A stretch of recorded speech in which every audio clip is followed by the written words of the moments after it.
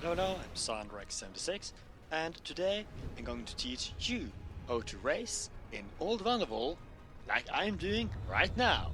Hopefully you will be able to do this. However, do know that it will require a lot of crashing. Racing in StarCitizen is much like knocking your head into a wall over and over until something breaks, either the wall or your head. So, before we begin, we'll have to do some minor things, one of them being decreasing your weights. To do this, first you'll have to go to your main menu and then click Go to Hangar. Now you have to find the holo table and click F. Here, you choose your racer. Then you have to go to Equipable, then to Weapons, remove everything here, then go over to Shields, remove everything here, then go out of the menu. Now, you have to go to Electronic Access. You do this by clicking Electronic Access, Arena Commander, Drone Sim, you click to the left, you choose Old Vanderval, and then you choose your ship. An important piece of information in StarCitizen is that you black out much easier on the Y-axis than the X-axis. Because of this, turning sideways is always preferable in extreme speeds over turning upwards or downwards, so not to risk blacking out. The first turn is a wide 90-degree one. At first, try to take this turn in the most efficient line. When you are able to hold that, try to perform the turn while afterburning. To perform this turn while afterburning, you will have to do so in a wide arc, turning slowly without using any quick movements. Now to the second turn. This one is trickier for the beginner, but when you get the hang of it, it is quite easy.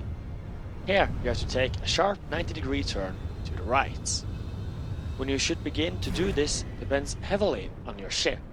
However, if you use the M50, you should try to do it as quickly as possible without crashing.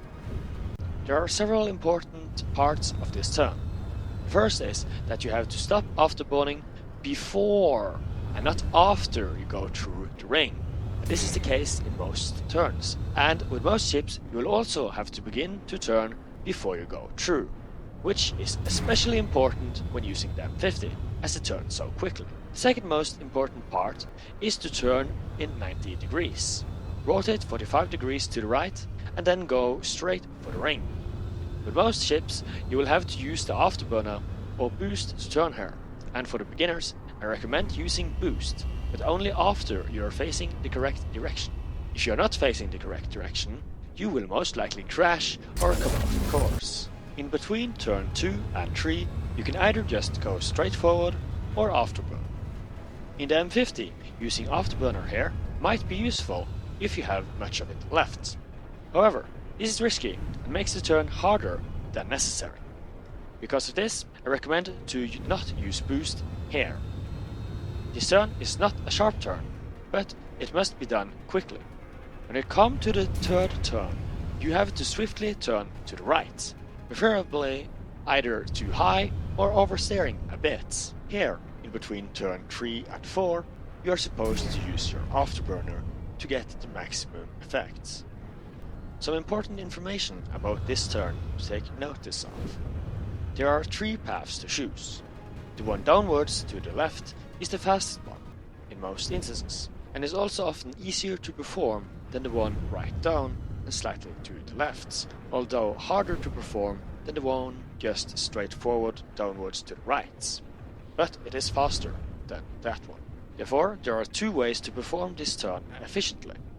Version 1 is to simply afterburn up there, and then, before you go through the ring, stop afterburning, point your nose down, and to the left, and afterburn again. Version 2 is to aim higher, and then level out and go downwards. This is the one I prefer myself, as it gives a more stable speed and you do not have to stop afterburning, if you do it correctly. Now on this stretch, you just have to go straight for the ring while afterburning. When you come to the ring, stop afterburning right before the ring, take a sharp turn upwards, and here you can choose several paths. If you stop afterburning early, you can go above this area with the antenna, and doing this makes it unnecessary to rotate to pass this. If you are not, however, then rotating about 90 degrees to the right would be advisable. You have to rotate anyway, to take the next corner, because at this one, if you do not rotate, you will have a high chance of blacking out in all of the faster ships. After you take this turn a few times without afterburning, try and see if you can incorporate some afterburning in it. But do not use it too much, as it will be useful in the next corners. At this corner, you have to turn quickly to the left, and if your ship does not have a great turning rate, or you are coming in at an extreme speed, you'll have to oversteer, sometimes quite a lot. Here, aiming for the ring is important, and often aiming slightly below it is advisable. You can also simply use boost or afterburner to make this turn sharper, as if you do not, it might get a bit wide in certain ships and with certain turns. Now, at the next corner, when you go through, you should begin to afterburn. Aim for the next ring and slowly turn more and more upwards. This is a tricky bit and might take some time to master in some ships. You have to slowly turn upwards, that is, if you rotate it to the left, so that up and down is at the correct places again. There is, however, another way of doing this turn. You can simply go into the ring while afterburning, stop right before the ring, turn 90 degrees up, and then, when you are through the ring, begin to afterburn again.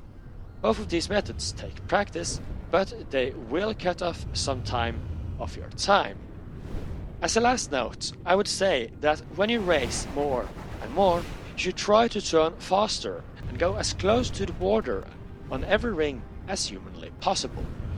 I hope this racing guide for Old Vanderval have been useful. Please rate, comment and subscribe, and have a nice day!